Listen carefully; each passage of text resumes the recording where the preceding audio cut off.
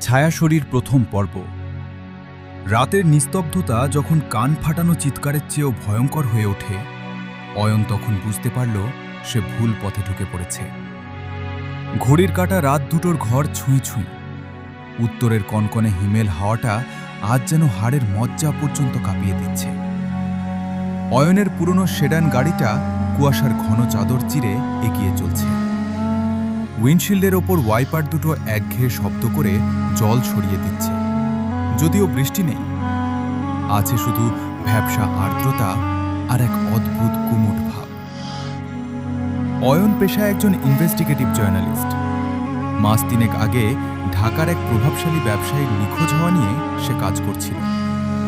সূত্র ধরে সে জানতে পারে ওই লোকটিকে শেষবার দেখা গিয়েছিল উত্তরবঙ্গের এই কালীগঞ্জ নামক এক পরিত্যক্ত গ্রামের সীমান্তে।